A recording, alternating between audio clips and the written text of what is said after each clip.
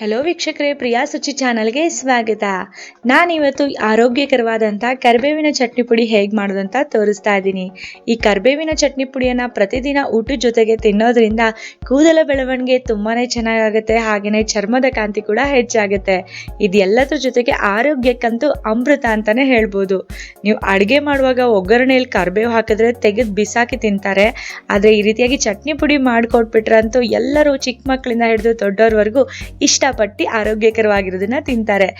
ಈ ಚಟ್ನಿ ಪುಡಿ ಮಾಡೋದಕ್ಕೆ ಬೇಕಾಗೋ ಸಾಮಗ್ರಿಗಳು ಯಾವ್ಯಾವುದು ಅಂದರೆ 1 ಬಟ್ಲಷ್ಟು ಕಡಲೆಬೇಳೆ, ಅರ್ಧ ಬಟ್ಲಷ್ಟು ಉದ್ದಿನಬೇಳೆ, 2 ಗಡ್ಡೆಯಷ್ಟು ಬೆಳ್ಳುಳ್ಳಿ, 2 ಚಮಚದಷ್ಟು ಬೆಲ್ಲ, 2 ಚಮಚದಷ್ಟು ರುಚಿಗೆ ತಕ್ಕ ಹಾಗೆ ಉಪ್ಪು, 1 ಚಮಚದಷ್ಟು ಮೆಂತೆಕಾಳು, 1 ಚಮಚ ಹುಣಸೆಹಣ್ಣು, 4 ರಿಂದ 5 ಚಮಚದಷ್ಟು ಅಚ್ಚ ಖಾರದ ಪುಡಿ, ಅರ್ಧ ಬಟ್ಲಷ್ಟು ಒಣ ಕೊಬ್ಬರಿಯನ್ನು ಕೂಡ ನಾವು ತುರಿದಿಟ್ಕೊಳ್ಬೇಕಾಗುತ್ತೆ.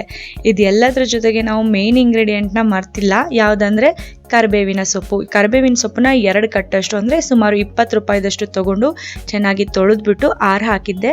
ನೀರೆಲ್ಲ ಒಣಗೋ ತನಕ ಆರು ಹಾಕಬೇಕಾಗುತ್ತೆ, ಇಲ್ಲಾಂದರೆ ಬಟ್ಟೆಯಿಂದ ಒರೆಸಿ ಇಟ್ಕೊಳ್ಳಿ. ಒಂದಾದ್ಮೇಲೆ ಒಂದು ಪದಾರ್ಥಗಳನ್ನ ಹುರ್ಕೊಳ್ತಾ ಹೋಗ್ಬೇಕು, ಅಂದರೆ ರೋಸ್ಟ್ ಮಾಡ್ಕೊಳ್ಬೇಕು. ಮೊದಲಿಗೆ 1 ಬಟ್ಲಷ್ಟು ಕಡಲೆಬೇಳೆಯನ್ನು ಸ್ವಲ್ಪ ಗೋಲ್ಡನ್ ಕಲರ್, ಸ್ವಲ್ಪ ಕೆಂಪಗಾಗೋವರೆಗೂ, ಒಳ್ಳೆ ಘಮ ಬರೋವರೆಗೂ ಹುರ್ಕೊಳ್ತೀನಿ. ಹುರಿದಾದ್ಮೇಲೆ ಸಪ್ರೇಟಾಗಿ ಒಂದು ತಟ್ಟೆಯಲ್ಲಿ ತೆಗೆದಿಟ್ಕೊಳ್ತೀನಿ. ನೋಡಿ, ಒಳ್ಳೆ ಗೋಲ್ಡನ್ ಕಲರ್ ಬಂದಿದೆ.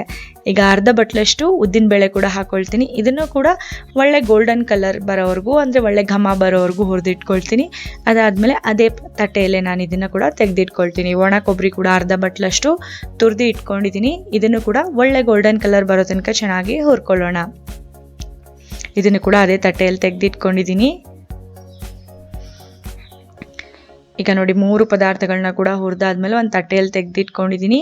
ಇದೇ ಕಡಾಯಲ್ಲೇ ಮೆಂತೆಕಾಳು ಮತ್ತು ಬೆಳ್ಳುಳ್ಳಿಯನ್ನು ಕೂಡ ನಾನು ಹುರ್ಕೊಳ್ತಾ ಇದ್ದೀನಿ. ಒಂದು ಸತಿನೇ 2 ಒಟ್ಟಿಗೆ ಹುರ್ಕೊಂಡ್ಬಿಡ್ತೀನಿ. ಈಗ ಕರಿಬೇವಿನ ಎಲೆಗಳನ್ನ ಕೂಡ ನಾವು ಹುರ್ಕೊಳ್ಬೇಕಾಗುತ್ತೆ, ಅದು ಡ್ರೈ ಆಗೋವರೆಗೂ.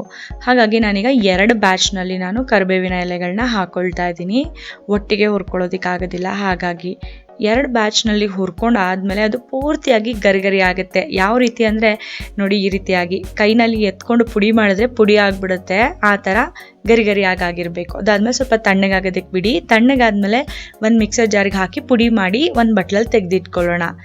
ಈ ಥರ ಪುಡಿ ಮಾಡಿ ಹಾಕೋದ್ರಿಂದ ಚೆನ್ನಾಗಾಗುತ್ತೆ. ಈಗ ಮೊದಲಿಗೆ ಕಡಲೆಬೇಳೆ, ಉದ್ದಿನಬೇಳೆ ಮತ್ತು ಒಣ ಕೊಬ್ಬರಿ ಹುರಿದಿಟ್ಕೊಂಡಿದ್ದಲ್ಲ, ಅದನ್ನು ಮಿಕ್ಸರ್ ಜಾರಿಗೆ ಹಾಕ್ಕೊಳ್ತಾ ಇದ್ದೀನಿ. ಇದನ್ನು ಹಾಕಿದ್ಮೇಲೆ ಇದರಲ್ಲೇ ಕರಿಬೇವಿನ ಪುಡಿಯನ್ನು ಕೂಡ ನಾನೀಗ ಹಾಕ್ಕೊಳ್ತಾ ಇದ್ದೀನಿ. ಹಾಗೆಯೇ ರುಚಿಗೆ ತಕ್ಕ ಹಾಗೆ 2 ಚಮಚದಷ್ಟು ಕಲ್ಲುಪ್ಪನ್ನು ಹಾಕಿದ್ದೀನಿ. ಮತ್ತು ಮೆಂತ್ಯ ಕಾಳು ಮತ್ತು ಬೆಳ್ಳುಳ್ಳಿಯನ್ನು ಹುರಿದಿಟ್ಕೊಂಡಿದ್ನಲ್ಲ, ಅದನ್ನು ಕೂಡ ಇವಾಗ ಹಾಕ್ಕೊಳ್ತಾ ಇದ್ದೀನಿ. 2 ಚಮಚದಷ್ಟು ಬೆಲ್ಲದ ಪುಡಿ, ನೀವು ಸಕ್ಕರೆ ಕೂಡ ಬಳಸ್ಬೋದು. 1 ಚಮಚದಷ್ಟು ಹುಣಸೆಹಣ್ಣು, 4 ರಿಂದ 5 ಚಮಚದಷ್ಟು ಖಾರದ ಪುಡಿಯನ್ನು ಹಾಕ್ಕೊಳ್ತಾ ಇದ್ದೀನಿ. ನೀವು ಬೇಕಿದ್ರೆ ಒಣಮೆಣಸಿನ್ಕಾಯಿ ಕೂಡ ಹಾಕ್ಕೊಳ್ಬೋದು. ಈಗ ಎಲ್ಲವನ್ನ ಪುಡಿ ಮಾಡಿದ್ಮೇಲೆ ರುಚಿಯಾದ ಆರೋಗ್ಯಕರವಾದಂಥ ಚಟ್ನಿ ಪುಡಿ ತಯಾರಾಗಿದೆ. ಇದನ್ನು ನೀವು ಬಿಸಿ ಬಿಸಿ ಅನ್ನದ ಮೇಲೆ ಚಟ್ನಿ ಪುಡಿ ತುಪ್ಪ ಹಾಕ್ಕೊಂಡು ತಿಂತಾ ಇದ್ರೆ ಸೂಪರಾಗಿರುತ್ತೆ. ನಿಮಗೆ ಅನ್ನದ ಜೊತೆ ಬೇಡ, ಚಪಾತಿ ಜೊತೆ ತಿನ್ನೋದಾದರೆ ಚಪಾತಿ ಜೊತೆಗೆ ಈ ಚಟ್ನಿ ಪುಡಿಗೆ ತುಪ್ಪನೋ ಮೊಸರು ಎರಡರಲ್ಲಿ ಯಾವುದಾದ್ರೂ ಹಾಕ್ಕೊಂಡು ತಿನ್ನಿ, ತುಂಬಾ ಅದ್ಭುತವಾಗಿರುತ್ತೆ. ರುಚಿ ಅಷ್ಟೇ ಅಲ್ಲ, ಆರೋಗ್ಯಕ್ಕೂ ಕೂಡ ತುಂಬ ಒಳ್ಳೆಯದು. ಕೂದಲ ಬೆಳವಣಿಗೆಗೆ, ಚರ್ಮದ ಕಾಂತಿಗೆ, ಎಲ್ಲದಕ್ಕೂ ಒಳ್ಳೆಯದಾಗಿರೋಂಥ ಈ ಅಮೃತದಂತಹ ಈ ಚಟ್ನಿ ಪುಡಿ ಯಾವಾಗಲೂ ಮನೆಯಲ್ಲಿ ಇರಲೇಬೇಕು. ಹಾಗಾಗಿ ನೀವು ಕೂಡ ಇದೇ ದಿನ ಈ ಚಟ್ನಿ ಪುಡಿ ರೆಸಿಪಿಯನ್ನು ಟ್ರೈ ಮಾಡಿ ಅಂತ ಹೇಳ್ತಾ ಇವತ್ತಿನ ವಿಡಿಯೋ ಮುಗಿಸ್ತಾ ಇದ್ದೀನಿ. ಮತ್ತು ಮುಂದಿನ ವಿಡಿಯೋದಲ್ಲಿ ಭೇಟಿ ಆಗ್ತೀನಿ. ಧನ್ಯವಾದಗಳು.